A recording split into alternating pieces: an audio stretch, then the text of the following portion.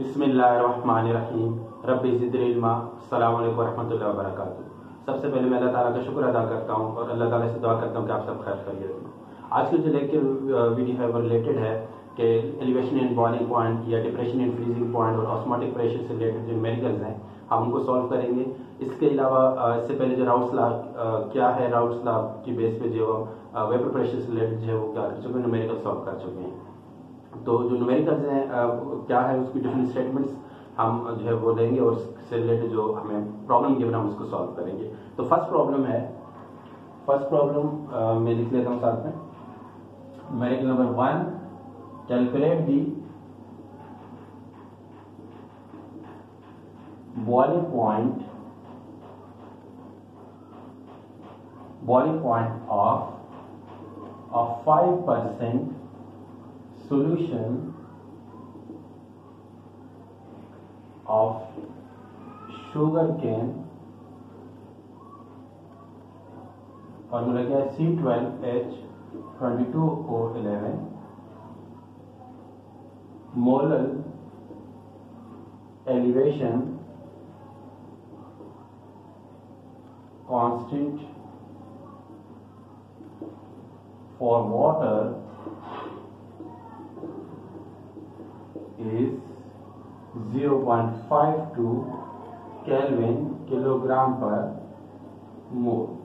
ठीक, तो ये है डेफिनेटली जब आप नॉन वोलेटाइल सॉल्यूट्स जो है वो उनके सॉल्यूशंस होते हैं, इससे जो सॉल्वेंट के जो वेपर प्रेशर है, बॉइलिंग पॉइंट है और फ्रीजिंग पॉइंट है, ऑस्मोटिक प्रेशर्स हैं, ये क्या होते हैं, चेंज हो जाते हैं क्योंकि न्यू इंटरेक्शंस डेवलप होती हैं। तो वो ऑलरेडी जो इंटरेक्शंस होती हैं सॉल्वेंट के अंदर वो क्या होती है, नॉन वोलेटाइल सॉल्यूट्स के की वजह से इनकी ये फिजिकल प्रॉपर्टीज क्या हो जाती हैं, चेंज हो जाती हैं।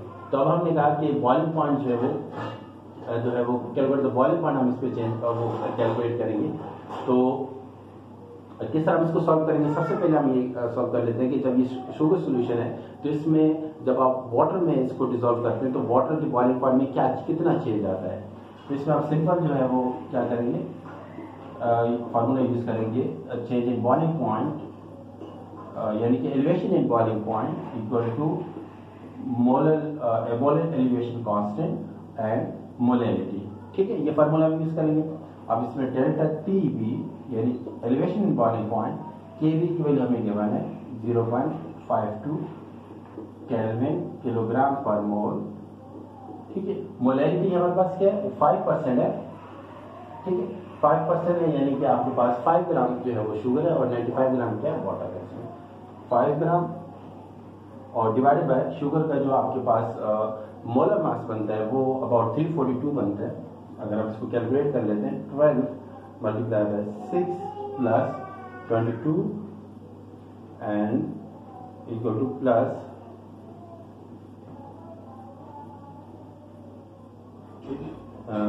11 मल्टीप्लाई बाय 16 प्लस 22 प्लस 72। ठीक, तो ये जो आपके पास क्या आ रहा है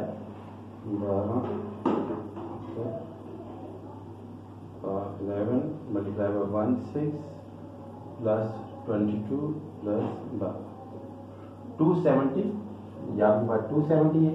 और क्योंकि ये 5% है तो इसमें definitely gram weight by weight है, तो इसमें 95 ग्राम जो है आपके पास क्या होगा, वाटर होगा ऑफ H2O। और मोलैलिटी के लिए आप क्या करेंगे, इसको 1000 से मल्टीप्लाई करेंगे। ठीक है, अब आप इसमें अगर आप एलिवेशन बॉइलिंग पॉइंट कैलकुलेट करते हैं तो आपके पास जो आंसर आता है वो क्या है, 0.52 multiply by 5 multiply by 1000 divided by 270 divided by 95। ठीक, तो ये चेंज आ रहा है 0.101 केल्विन। ठीक है, जो एलिवेशन इन बॉइलिंग पॉइंट आ रहा है 0.101 है। अगर आप वाटर की बात करते हैं तो वाटर का बॉइलिंग पॉइंट 100 डिग्री सेंटीग्रेड और केल्विन में क्या होगा 373। तो इसको हम कैसे वो करेंगे आगे कि ये आपके पास चेंज इन बॉइलिंग पॉइंट 0.01 आया, तो इसको आप कहेंगे कि चेंज इन बॉइलिंग पॉइंट, वो boiling point of the solution क्या होगा,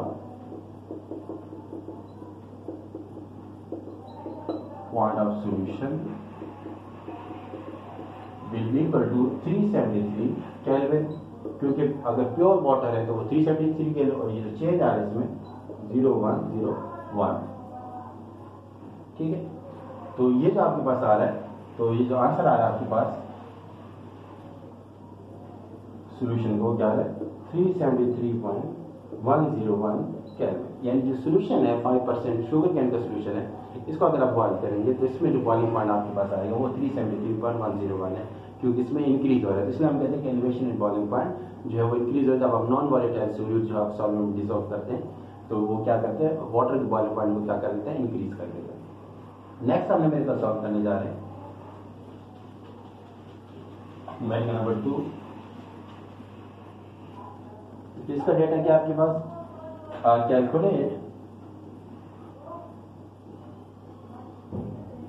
calculate the elevation in boiling point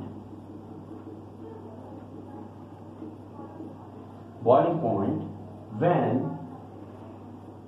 12.5 gram of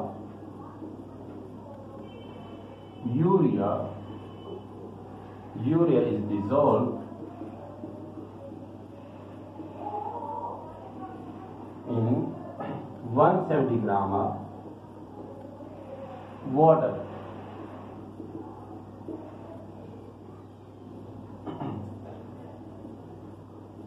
Molar mass of urea is 60 and molar elevation constant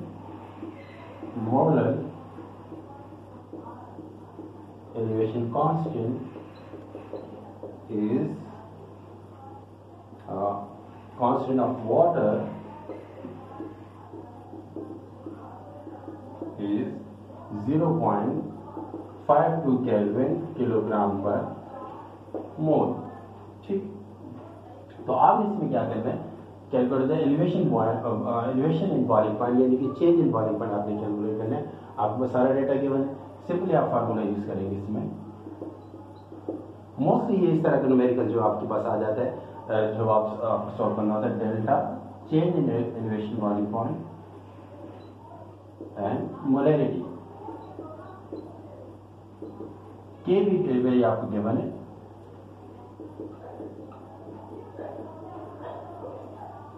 मोल आपको इसके अलावा यूरिया का मास गिवन है जो डिजोल्व आपने किया 12.5 divided by 60 multiply by 1000 and divided by mass of water जो जितना आपने डिजोल्व किया वो 170 है, ठीक।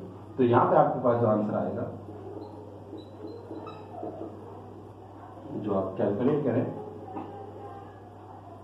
0.52 multiplied by 12.5 multiplied by 1000 divided by 60 divided by 170, ठीक है। तो चेंज आ रहा है 0.637 केल्विन, यानी आप वाटर में आप यूरिया के वाटर का 170 ग्राम है, अगर आप इसमें 170 अगर नॉर्मल वाटर का बॉइलिंग पॉइंट फाइंड करें तो 373 केल्विन, और यानी कि आपने 12.5 ग्राम यूरिया ऐड कर लिया तो आप सोल्यूशन का जो बॉइलिंग पॉइंट है उसमें जो चेंज आ रहा है वो कितना इंक्रीज हो रहा है, वो 0.637, तो ये इसमें इंक्रीज आ रहा है, ठीक है। जिस तरह नॉन वोलेटाइल सॉल्यूट जो है वो जब आप डिजोल्व करते हैं जिससे वो जो वाटर की यानी जो सॉल्वेंट की प्रॉपर्टीज फिजिकल प्रॉपर्टीज क्या हो जाती है वो चेंज होती है। नेक्स्ट न्यूमेरिकल है हमारे पास, आप इसको किस तरह सॉल्व करेंगे। नेक्स्ट न्यूमेरिकल हमारे पास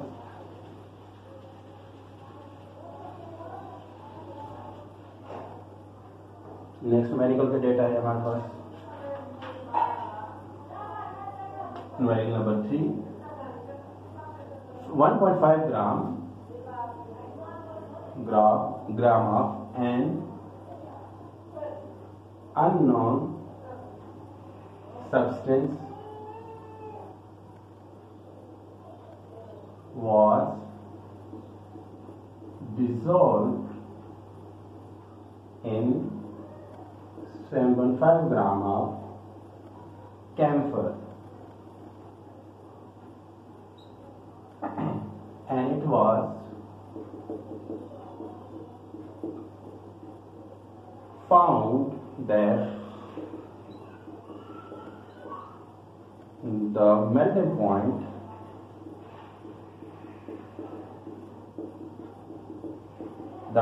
point of camphor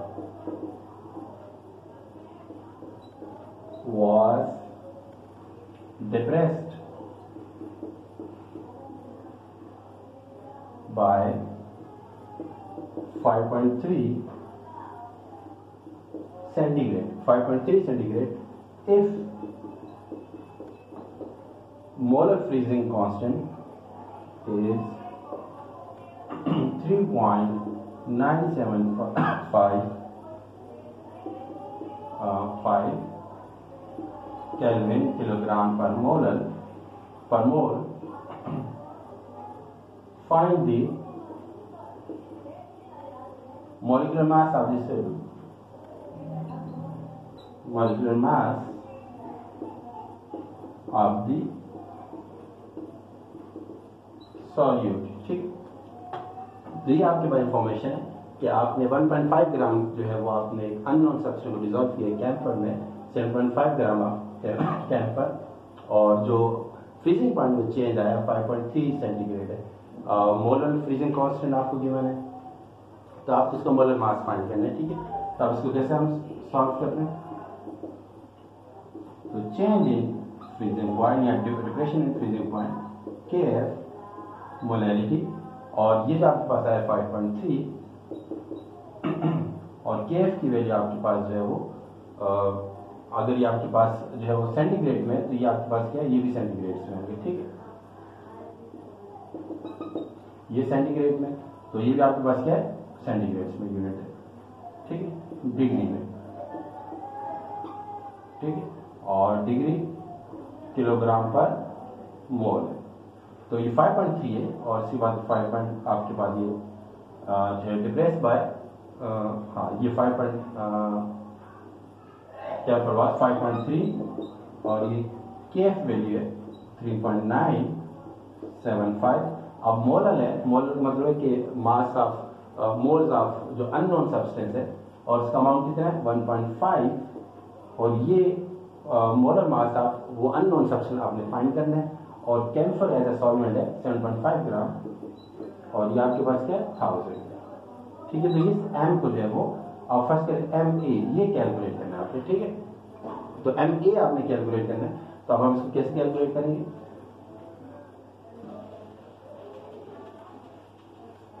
तो ये आपके पास आंसर बनेगा M A will be equal to 3.975 1.5 multiplied by 1000 divided by 7.5 multiplied by 5.3। तो एम ए का आंसर आपके पास क्या है?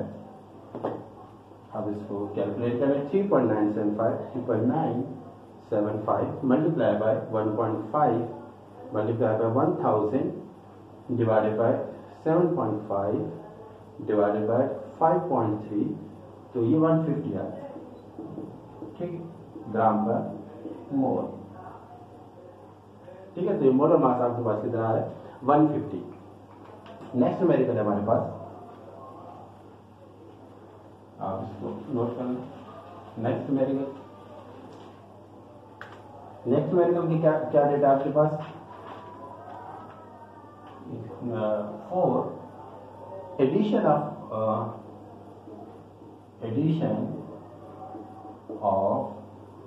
0.643 gram of a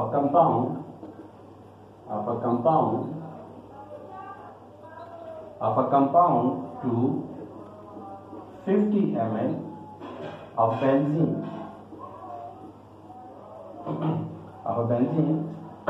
density 0.879 gram per ml lowers the freezing point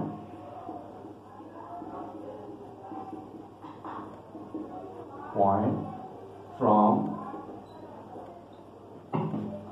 5.51 centigrade to 5.03 centigrade if Kf for benzene is 5.12 Kelvin kilogram per mole. Calculate the molecular weight. Calculate the molecular weight of the compound. ठीक है, तो ये आपको जो है वो data given है। अब इसमें आपने क्या करना है कि आपको कंपाउंड का जो है वो जो क्या करना है, सबसे पहले कंपाउंड का मास कितना आपको गिवन है 0.643। बेंजीन की आपको डेंसिटी गिवन है, वॉल्यूम गिवन है, तो आपने क्या करना है, उस वॉल्यूम को किस में चेंज करना है, मास में चेंज करना है। तो mass will be equal to mass of benzene, जो आप क्या करेंगे, डेंसिटी आपके पास 1 ml इक्वल टू 0.879 ग्राम है, तो 50 ml इक्वल होगा 0.879 मल्टीप्लाई बाय 50, तो ये आपके पास आंसर क्या बनेगा। यानी आप डेंसिटी की मदद से 50 ml को आपने ग्राम में चेंज कर देना, 0.879 मल्टीप्लाई बाय 50, ठीक है, तो ये है 43.95 ग्राम। ठीक है, अब आप क्या करेंगे, चेंज जो आपके पास आ रहा है, डेल्टा आप जो फ्रीजिंग पॉइंट में चेंज आ रहा है वो 5.151 है, 5.51 माइनस 5.03, ठीक, तो ये चेंज आ रहा है आपके पास 0.48, ठीक है, और 0.48 आपके पास आ रही है, ये 273 प्लस 5.51 ठीक माइनस 5.12 माइनस 273, ठीक, तो ये आ रहा है 5.51 माइनस 5.03, 0.48 है, ठीक है, कैलकुलेट। अब आप इसमें क्या कर सकते हैं, अब इजली जो है वो क्या करेंगे, आप जो है वो फॉर्मूले लगाएं इसका, delta T F equal to K given weight of substance, सब आप एम ए का मोलिकुलर वेट कैलकुलेट करना है आपने, और ये जो आपके पास 43.95 और मल्टीप्लाई बाय 1000 है आपके पास, ठीक है, ये वैल्यू आपको कैलकुलेट करनी है। और डब्ल्यू आपको क्या है, डब्ल्यू आपके पास ये है आपके पास, ठीक, और डेल्टा टी एफ आपको क्या है, तो 0.643 जो आपके पास, तो इसमें आपके पास फार्मूला बनता है आपके पास एम ए 0.693 मल्टीप्लाई आपके पास ये वैल्यू है 5.12 मल्टीप्लाई बाय 1000 डिवाइडेड बाय 0.48 और मल्टीप्लाई बाय 43.95, ठीक, तो ये आपके पास आंसर आ रहा है 0.693 multiply by 5.12 multiply by 1000 divided by 43.95 divided by 0.48, ठीक है, तो ये 168.19 ग्राम पर मोल, ठीक है, तो ये आपके पास क्या है, ये आंसर आएगा 168.19 जो है वो जो कंपाउंड जो आपने डिसॉल्व किया उसका मोलर मास या मॉलिक्यूलर वेट कितना है 168.19, ठीक है। नेक्स्ट न्यूमेरिकल हमारे पास न्यूमेरिकल नंबर जो है वो नेक्स्ट न्यूमेरिकल 5,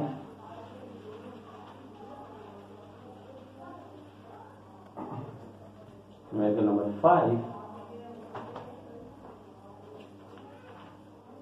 जो है calculate the amount of ice that will separate out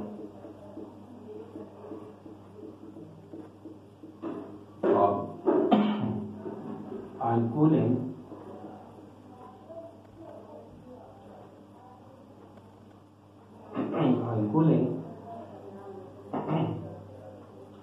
a solution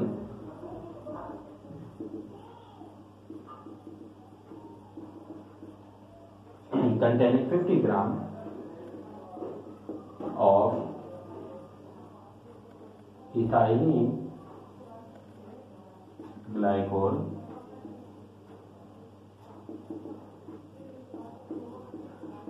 200 gram of water to minus 9.3 centigrade.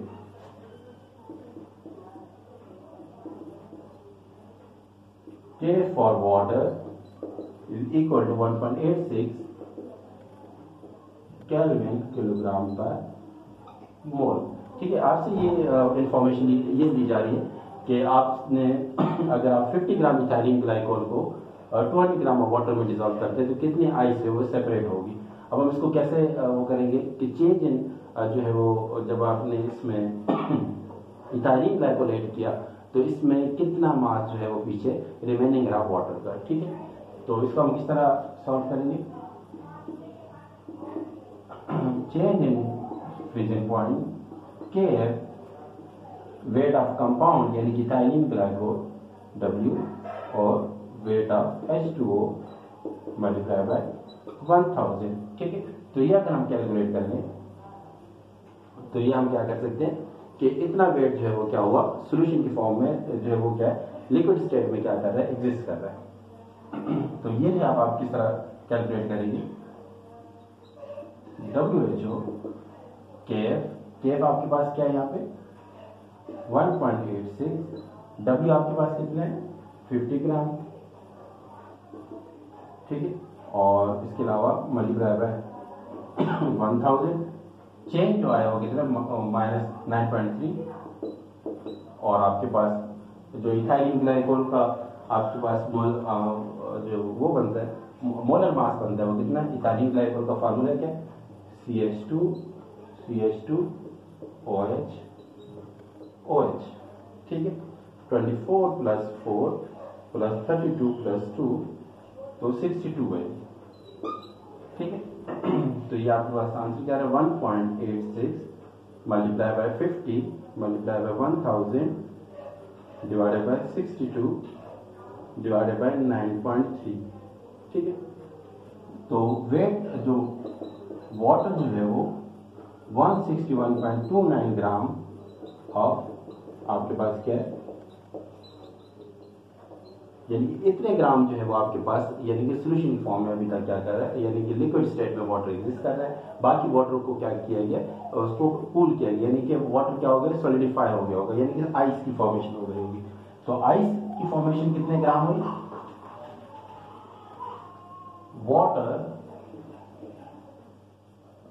In ice यानी कि वो आप कैसे कैलकुलेट करें 200 में से आप क्या करेंगे इसको माइनस करें 161.29 तो ये आपके पास आंसर आ रहा है 200 माइनस आंसर तो ये 38.79 ग्राम ऑफ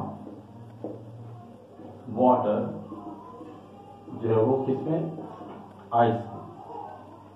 ठीक है, तो 38.79 ग्राम ऑफ वाटर जो है वो क्या है वो आइस की फॉर्म में एग्जिस्ट कर रहा है। ठीक, नेक्स्ट मेडिकल हमारे पास इसको हम सॉल्व कर दें।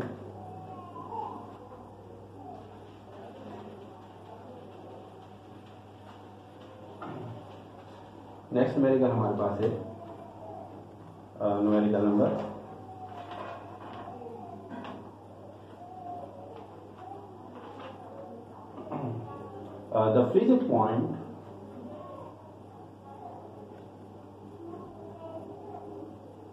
the freezing point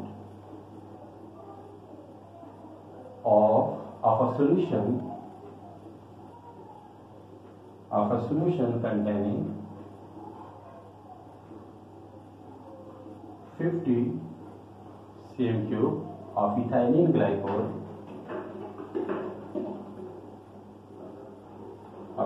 glycol in 50 gram of water is found to be -34 degree centigrade, assuming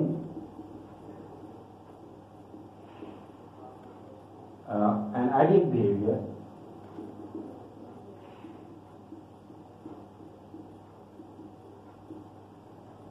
calculate the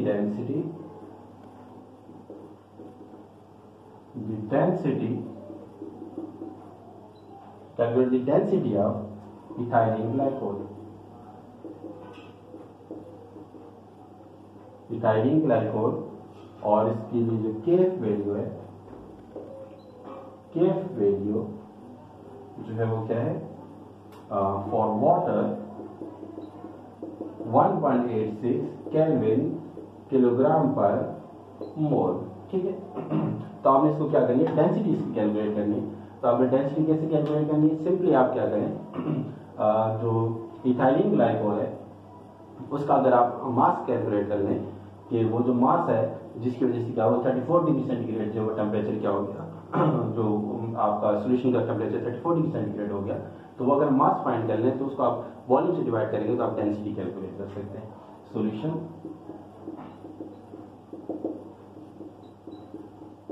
depression freezing point के W over ethylene glycol, water की तो मास कितना 50 ग्राम मल्टीप्लाई बाय 1000। आपको ये जो है वो डब्ल्यू क्या करना है, कैलकुलेट करना है। तो इसको आप कैलकुलेट कैसे करेंगे, माइनस 34 ये 34 है आपके पास,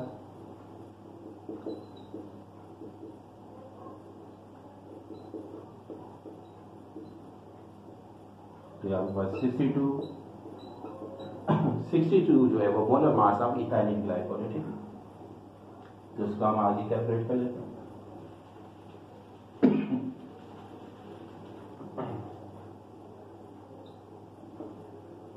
तो इसमें आपको पता है 34 62 50 डिवाइडेड बाय 1.86 डिवाइडेड बाय 1000। तो ये आपके पास आंसर क्या है, 34 multiply by 62 multiplied by 1000 and divided by 1.86 divided by 1000। ठीक है, तो ये आपके पास आंसर आ रहा है 1133। ठीक है, तो ये ग्राम आ रहा है आपके पास। और अब आप इसको डेंसिटी में चेंज करेंगे तो 1133 डिवाइडेड बाय 50 डिवाइडेड बाय 50, तो ये आपके पास आंसर आ रहा है। इसमें आपके पास जो है वो जो सेंटीग्रेड है in 50 gram water is found to be -34। ठीक है, इसके जरा रीचेक कर लेते कि 3.4 है। अगर 3.4 से कैलकुलेशन करते हैं तो 3.4 multiply by 62 multiplied by 50 divided by 1.86 divided by 1000। ठीक है, तो ये क्या है आपके पास 5.66। ठीक है, ग्राम, ये 3.4 है 3.4। ठीक, तो ये 5.66 डिवाइडेड बाय 50, तो डिवाइडेड बाय 50 तो ये आपके पास 0.113 ग्राम पर सेंटीमीटर की। ठीक है, तो वो -34 नहीं था बल्कि वो -3.4 डिग्री सेंटीग्रेड। तो ये आपने क्या किया, आपने डेंसिटी कैलकुलेट करी। नेक्स्ट जो हम न्यूमेरिकल सॉल्व करने जा रहे हैं उसमें हम ऑस्मोटिक प्रेशर से रिलेटेड हमारे पास न्यूमेरिकल हम वो सॉल्व कर लेते हैं। इसकी प्रॉब्लम्स क्या है आपके पास,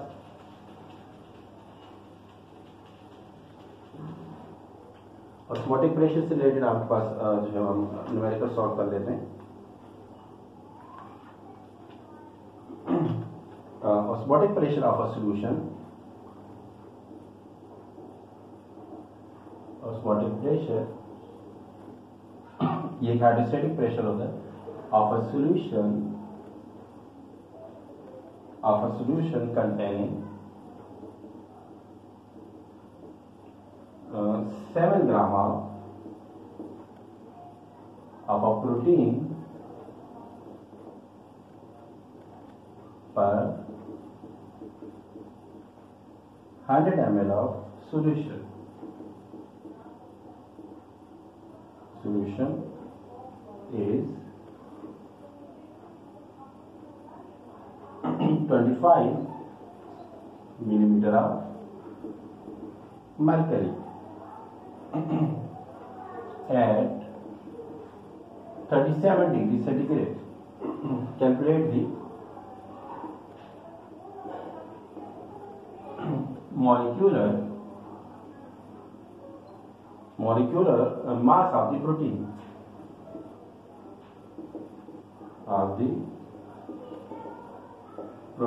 ठीक है। तो इसमें जो आपके पास फॉर्मूले आप यूज करते हैं ऑस्मोटिक प्रेशर के लिए, पाई V = nRT, ठीक है। अब इसमें अगर हम क्या करें, मोल्स कैलकुलेट कर लें, तो क्या करेंगे, मोल्स हम क्या यूज करते हुए हम क्या कर सकते हैं, मोलर मास कैलकुलेट कर सकते हैं। तो अब आप जो है वो आपके पास क्या है, R की वैल्यू जो है वो आपके पास जो कांस्टेंट वैल्यू है, R की वैल्यू R = 0.0821 एटमॉस्फेयर dm³ पर मोल केल्विन, ठीक है। तो आप मोल्स कैलकुलेट कर लें, तो मोल्स के लिए आप क्या करेंगे, पाई V/RT, ठीक है। यहाँ पे आपके पास मिलीमीटर ऑफ मर्करी है, तो आप 760 से डिवाइड करेंगे तो आपके पास जो वो मिलीमीटर ऑफ मर्करी तो आप क्या करेंगे, एटमॉस्फेयर में चेंज कर लेंगे, ठीक है। तो पाई की वैल्यू 25 है डिवाइडेड बाय 760, और वॉल्यूम है आपके पास क्या है, आपके पास 100 ml है, तो इसको आप 1000 से डिवाइड करेंगे तो लीटर आ जाएगा, तो ये 0.1 लीटर हो जाएगा। और इसके अलावा जो R है, R की वैल्यू 0.0821, और टेम्परेचर 37 डिग्री सेंटीग्रेड है, तो इसको आप केल्विन में चेंज कर लें, 37 + 273 310, तो ये आपके पास है मोल्स आ जाएंगे। अब जब मोल्स आएंगे तो molecular weight will be equal to, आपके पास ग्राम है, given mass divide by number of moles, तो गिवन मास आपके पास कितने हैं, 7 ग्राम। 7 ग्राम यहाँ से जो आपके पास मोल्स आएंगे वो उससे आप क्या करेंगे, डिवाइड करेंगे, 25 × 0.1 divided by 760 divided by 0.0821 divided by 310, यह है 1.29 एक्सपोनेंट -4 मोल, ठीक है। इस वैल्यू को आप यहाँ पुट करेंगे, 1.297 डिवाइडेड बाय आंसर, तो ये आपको बता रहा है 54,159 ग्राम पर मोल। ये प्रोटीन का आपके पास क्या आ रहा है, मॉलिक्यूलर वेट आ रहा है, ठीक है, 54,159। नेक्स्ट मेडिकल हमारे पास जो मोस्टली आपसे एग्जाम में पूछा जाता है, तो वो मेडिकल क्या है, उसका डेटा मैं आपके साथ शेयर कर दूँ।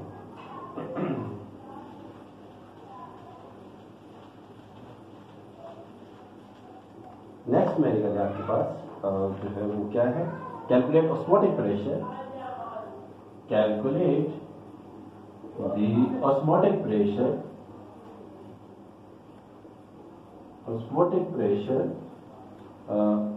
at 25 degree centigrade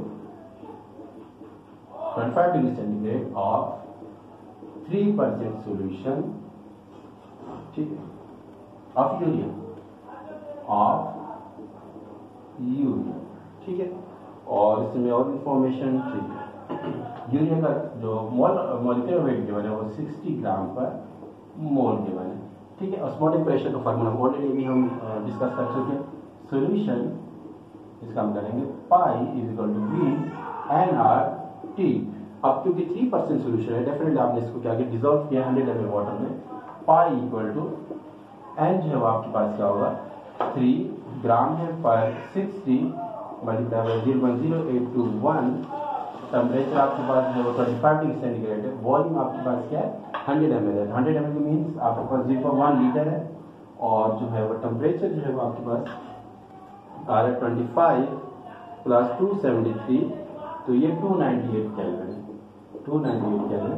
तो पाई = तो ये आंसर बनेगा multiply by 0.0821 multiply by 3 divided by 60 and divided by 0.1, तो ये 12.23 एटमॉस्फेयर, ठीक है।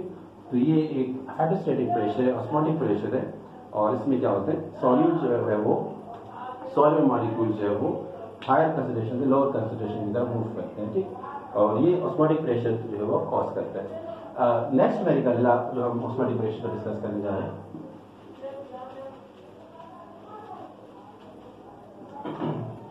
calculate the osmotic pressure of a solution. Calculate the osmotic pressure of a solution containing 6 gram of urea and 9 gram of glucose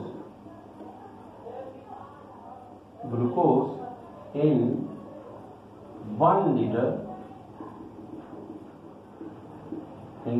of solution at 27 degree centigrade, ठीक है। अब इसको solve कर सकते हैं इजली। आपको जो है वो फॉर्मूला आप सिंपली भी लगाएंगे, V is equal to nRT, लेकिन यहाँ पे दो सॉल्यूट्स हैं, यूरिया है, ग्लूकोज है, दोनों की मोल्स फाइंड करें, NT आपके पास मोल्स आ जाएंगे, तो बाकी आपके पास जो है वॉल्यूम भी है आपके पास 1 लीटर, तो पाई इक्वल टू N है वो 6 ग्राम जो है वो आपके पास यूरिया भी है, 6 डिवाइडेड बाय आपके पास यूरिया का जो मॉलिक्यूलर वेट था वो 60 प्लस और इसके 9 ग्राम है डिवाइडेड बाय 180 और 0.0821 और आपको 27 है, 27 को आप क्या करेंगे, 27 प्लस 273 ये 300 है आपके पास केल्विन और डिवाइडेड बाय 1 लीटर, ठीक है। तो अब आप जो है आंसर क्या बनेगा, ये 6 डिवाइडेड बाय 60.19 डिवाइडेड बाय 180, ठीक है। तो 9 डिवाइडेड बाय 180, तो ये टोटल मोल्स बनते हैं आपके पास जो है वो, ये जो टोटल मोल्स यहाँ बन रहे हैं सॉल्यूट्स के 0.15 बन रहे हैं, 0.15 मल्टीप्लाई बाय 0.0821 मल्टीप्लाई बाय 300, ठीक है। तो ये आपके पास प्रेशर आ रहा है 3.69 एटमॉस्फेयर, ठीक है। तो आप ये देखा कि हम ऑस्मोटिक प्रेशर से रिलेटेड जो आपके पास न्यूमेरिकल जाते हैं, तो ये इक्वेशन आप यूज कीजिएगा। डेफिनेटली हम कैलकुलेटर की हेल्प ले रहे हैं, लेकिन एग्जाम में आपके पास डेटा ऐसा आ जाता है कि उसमें मोस्टली जो है वो अगर कैलकुलेटर अलाउ नहीं किया गया तो आपको जो डेटा दिए जाते हैं इस तरह दिए जाते हैं, सिंपली आप क्या कर सकते हैं, खुद से मल्टीप्लाई डिवाइड कर सकते हैं विदाउट कैलकुलेटर। अपनी दुआ में याद रखिएगा। अस्सलाम वालेकुम व रहमतुल्लाहि व बरकातुहू। अल्लाह हाफिज़।